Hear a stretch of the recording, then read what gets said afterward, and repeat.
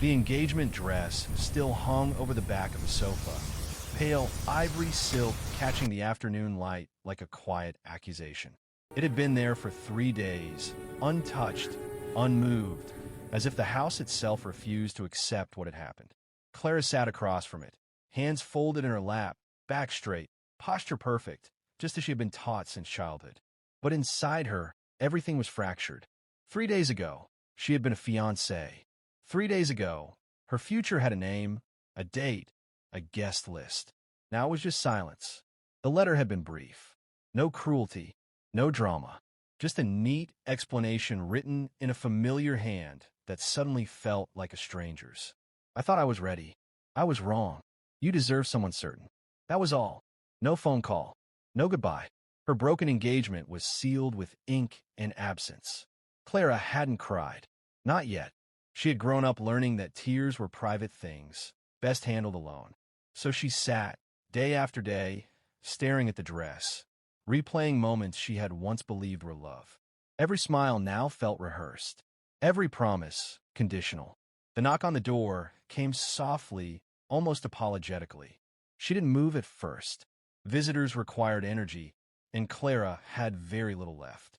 The knock came again, hesitant, patient. Finally, she stood and crossed the room, smoothing her dress out of habit before opening the door. Daniel stood there, holding a small paper bag and looking as unsure as she felt. "I heard," he said quietly. Of course he had. In a town this small, news traveled faster than truth. Daniel had always been part of the background of her life. Her older brother's best friend, the boy who fixed fences and helped neighbors without being asked. The man who had left town years ago and returned changed. "I brought soup," he added, lifting the bag slightly, as if to justify his presence. Clara stepped aside without a word. He entered, careful not to take up too much space, his eyes briefly catching on the engagement dress before quickly moving away. He didn't comment. For that, she was grateful. They sat at the table, the silence between them not awkward but heavy. Daniel poured the soup into bowls, the familiar domestic gesture strangely grounding. "You don't have to say anything," he said. "I could just be here." Clara nodded. It was the first kindness she'd felt that didn't come wrapped in pity.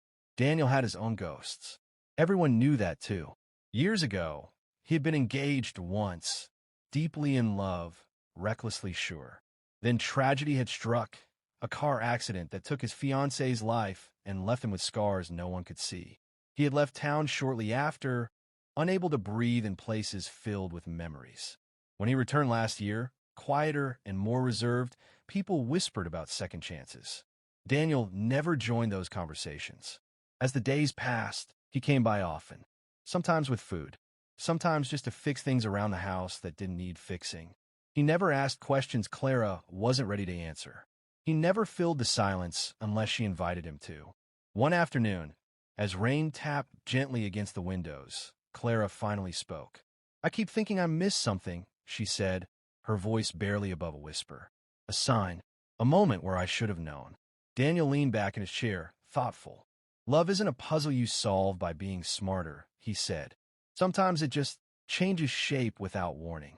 She looked at him then, really looked at him, at the weariness behind his eyes, at the calm acceptance that suggested he had learned this lesson the hard way. "Does it ever stop hurting?" she asked. Daniel didn't answer immediately. He stared at his hands, scarred from work and time. "It stops being sharp," he said at last. "But it becomes part of who you are.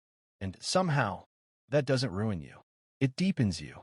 That night, Clara cried for the first time. Not from despair, but from release. Weeks passed. The engagement dress was moved, folded carefully, placed in a box, stored out of sight. Clara began walking again, taking long routes through familiar streets, rediscovering the town she had once planned to leave behind. Daniel walked with her sometimes. Their conversations grew easier, richer. They spoke about books, about childhood dreams, about the versions of themselves they had once been. With him, Clara didn't feel like a woman who had been left. She felt like a woman who was still becoming. One evening, they attended a small community gathering. Nothing formal, just music, laughter, shared food. Someone joked about weddings, and Clara felt the old ache stir, but it passed more quickly than she expected. Daniel noticed. He always noticed. "You okay?" he asked quietly. She smiled, surprising herself with how genuine it felt. "Yeah, I think I am." Later, as they stood outside under string lights, swaying in the night breeze, Daniel hesitated. The vulnerability in his posture mirrored her own. "I never thought I'd feel this way again," he admitted. "After everything, I assumed that part of me was gone." Clara's heart beat faster, not with fear, but recognition. "I'm not looking to replace anyone," he continued. "And I know you're still healing. He stopped, exhaled. "I wanted you to know that being around you feels like hope. And I haven't felt that in a long time." She didn't answer right away. Not because she didn't feel it too, but because she respected the weight of his honesty. "I don't know what comes next," Clara said carefully. "But I know this. My engagement ending didn't destroy me. It woke me up. And meeting you, it feels like the beginning of something honest." Daniel smiled, soft and unguarded. Not the smile of a man claiming a victory, but of someone grateful for a second chance. Her broken engagement had felt like an ending. But standing there, under warm lights and open skies, Clara realized it had been something else entirely. It had been the door she needed to walk through. And for Daniel, it had quietly become his second chance at love. Morning arrived softly, as if the world itself was careful not to disturb what was slowly changing. Clara woke before the sun, a habit she had developed during the weeks after her engagement ended. But today felt different. The heaviness that once pressed against her chest had loosened its grip, replaced by something unfamiliar yet gentle: anticipation. She brewed coffee and stood by the window, watching the street come alive. The town looked the same as it always had, but she was no longer standing still inside it. Her life, once planned down to the smallest detail, was now unwritten. Strangely, that no longer terrified her. Daniel crossed her mind before she could stop it. Their conversations over the past few weeks had grown deeper, more honest. There was no pretense between them, no performance of perfection. They spoke as two people who had seen loss and disappointment and survived anyway. Clara found herself laughing more, breathing easier. With Daniel, she didn't feel like she had to explain her pain. It was simply understood. That afternoon, she found him outside her house, fixing the loose gate that had annoyed her for years but never seemed important enough to address. "You don't have to keep rescuing my house," she said, leaning against the doorframe. He smiled without looking up. "I'm not rescuing it. I'm negotiating peace." She laughed, a sound that surprised them both. They walked later, as they often did, along the quiet road that curved past the fields. The sky stretched wide and blue above them, open and forgiving. "I got an offer," Daniel said suddenly. Clara slowed. "An offer? Work? In the city? Good position? Better pay?" He hesitated. "They want an answer soon." Her heart sank before she could stop it. She told herself it was only concern for a friend, but the disappointment felt too personal for that. "That's great," she said carefully. He glanced at her. "Is it?" She met his gaze, choosing honesty over politeness. "For you? Maybe. For us." She stopped herself. "I don't know." They continued walking in silence, the unspoken tension growing heavier with each step. Daniel finally stopped. "I didn't come back here planning to stay forever," he admitted. "I came back because I was tired of running. But I didn't expect to find something that made me hesitate." Clara swallowed. "I don't want to be the reason you give up something important." "You're not," he said firmly. "You're the reason I'm questioning what important actually means." That night, Clara lay awake, staring at the ceiling. She had spent years shaping her life around someone else's certainty, only to be abandoned when that certainty vanished. The thought of carrying this deeply again frightened her. Yet, the idea of Daniel leaving felt like losing something she had only just begun to understand. The following days were filled with quiet reflection. Clara returned to painting, a passion she had abandoned during her engagement because it didn't fit into her future plans. Now, she painted without purpose, letting color express what words could not. Loss, hope, fear, possibility. Daniel came by less frequently, giving her space, respecting her silence. When he did appear, their conversations were careful, as if both were afraid to break something fragile. One evening, the town hosted a small charity event. Clara almost didn't go, but something urged her out the door. She wore a simple dress, nothing that reminded her of who she used to be. Daniel was there. When their eyes met across the room, the noise faded. He walked toward her, his expression open, vulnerable. "I'll leave in a week," he said quietly. Her chest tightened. "Have you decided?"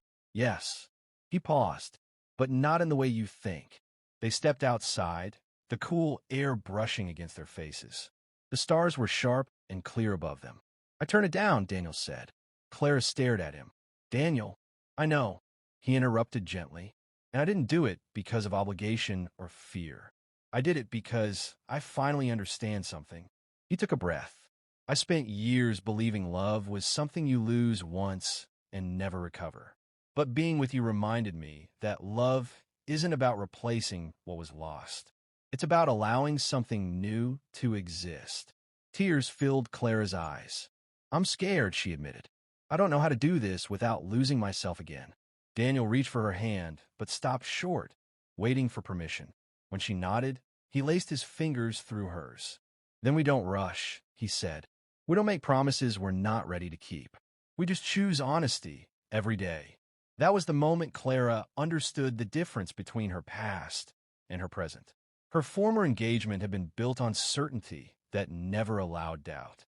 What she felt now was built on choice, made freely, thoughtfully, without illusion. They didn't kiss that night. They didn't need to. What passed between them was deeper than impulse. It was intention. Over the next months, life settled into a quiet rhythm. Clara took a small teaching job at the local art center. Daniel expanded his work, investing his skills into the town he had once fled. They spent evenings cooking together, walking, talking late into the night about things that mattered and things that didn't. There were difficult moments. Days when Clara's past resurfaced without warning. Nights when Daniel woke from dreams he never spoke about. But they faced those moments side by side, not trying to fix each other, only to understand. One afternoon, Clara found herself standing before the old box in the closet, the one that held the remnants of her broken engagement. She opened it, expecting pain. Instead, she felt gratitude. That chapter had ended, yes, but it had also led her here. To growth, to clarity, to a love that asked for presence, not perfection. She closed the box and carried it to the attic, not to hide it away, but to place it among memories that had shaped her without defining her. When she returned downstairs, Daniel was waiting. "You ready?" he asked. "For what?" "For whatever comes next." She smiled, taking his hand. "Yes, I am." Her broken engagement had once felt like failure. Now she knew it was transformation. And for Daniel, loving her wasn't about replacing the past. It was about finally stepping into a future he believed in. Time did what it always does. It moved forward, quietly reshaping everything in its path. Seasons changed, and with them, Clara and Daniel changed too. Not suddenly, not dramatically, but steadily in ways that mattered. Autumn arrived with crisp mornings and golden afternoons. Clara's art classes at the local center began to fill up. People who had never held a brush before came seeking something they couldn't name, and Clara taught them with patience and warmth. Teaching didn't feel like a compromise anymore. It felt like purpose. Daniel often waited for her after class, leaning against his truck, watching her through the window as she laughed with her students. He admired her not as someone he had rescued or been rescued by, but as a woman who had rebuilt herself with courage. Their relationship didn't announce itself to the town. It revealed itself slowly. Shared groceries, quiet dinners, familiar walks. People noticed without being told. They noticed how Clara stood taller now, how Daniel smiled more easily, how both of them seemed grounded in a way that suggested peace rather than excitement. One evening, as the first cold winds of winter crept in, Clara and Daniel sat on the porch wrapped in blankets. The sky was heavy with clouds, the kind that promised snow. "Do you ever think about what might have been?" Clara asked softly. Daniel considered the question. "Sometimes," he admitted, "but not in the way I used to. I don't wish I could change the past anymore. I just acknowledge it. Clara nodded. I used to think my engagement ending meant I had failed, that I wasn't enough. And now, he asked. And now I know it ended because it wasn't true, she said. It was safe, predictable, but it wasn't honest. Daniel reached for her hand. I spent years believing loving again would betray the love I lost. But loving you taught me something different. What? She asked. That love doesn't erase love, he said. It expands the heart. It doesn't divide it. Winter settled in fully. Snow blanketed the town, quieting everything. One night, a storm cut the power. Clara lit candles, their flickering glow filling the room with warmth. Daniel made a fire, and they sat on the floor, sharing stories neither had ever spoken aloud. Daniel talked about the night of the accident, about the phone call, about the guilt that followed him for years, whispering that happiness was no longer allowed. Clara listened without interruption, without trying to fix what couldn't be fixed. When he finished, she rested her head against his shoulder. You don't owe your pain a lifetime sentence, she said. He closed his eyes, letting the truth of her words settle. Clara shared her own fears, how she had shaped herself to be chosen, how she had ignored her own needs for the illusion of security. Saying it aloud felt like setting something down she had carried too long. That night, for the first time, they allowed themselves to fully cross the line between friendship and love. It wasn't rushed or desperate. It was quiet, deliberate, filled with trust. Spring came slowly, as if testing the ground before committing. With it came renewal. Daniel took on a large project, renovating an old building near the town center. He asked Clara to help design the space. What kind of space, she asked. A place for art, workshops, community gatherings, he said. Something permanent. Clara's eyes filled with tears. You're building something for the future. We are, he corrected gently. They worked side by side for months. The building transformed just as they had. Old structure, new life. On opening day, the town gathered. Clara stood inside, watching people admire the wall she had painted, the room she had imagined. Daniel watched her, heart full. Later that evening, when the crowd had gone, he led her to the center of the empty room. There's something I want to say, he began. She felt the shift in the air, the seriousness in his voice. Her heart raced, but not with fear. I once believed love was something you only get once, Daniel said. And when I lost it, I thought that was the end of my story. He took a breath. But you showed me that endings are not punishments. They're invitations. Clara's eyes never left his. I don't want a perfect future, he continued. I don't want guarantees. I want you. I want honesty, growth, and the courage to keep choosing each other, even when it's hard. He reached into his pocket and pulled out a simple ring. Not extravagant, not symbolic of ownership, symbolic of intention. Clara, he said, voice steady but eyes shining. Will you choose a life with me? Tears streamed down her face, but she was smiling. Yes, she said without hesitation. I choose you. Their engagement wasn't announced with fanfare. There was no rush to plan, no pressure to perform. They took their time, honoring the journey that had brought them there. On the morning of their wedding, Clara stood by the window, dressed simply, her reflection calm and sure. There was no dress hanging accusingly on a chair, no doubt whispering in her mind. Daniel waited at the small outdoor altar, hands clasped, heart open. He wasn't haunted by the past anymore. He carried it with respect, not regret. When Clara walked toward him, he saw not a replacement for what he had lost, but a partner who had arrived through truth and resilience. Their vows were quiet and personal, promises not of perfection, but of presence, not of certainty, but of commitment. As they stood together, the town around them, Clara understood something fully for the first time. Her broken engagement had not been a tragedy. It had been an awakening. It had freed her from a future that wasn't hers and led her to one that was built with honesty, patience, and choice. For Daniel, loving again wasn't forgetting the past. It was honoring it by living fully. And so, what once felt like loss became the foundation of something stronger than either of them could have imagined. Her broken engagement didn't end her story. It began his second chance at love, and together they wrote the rest.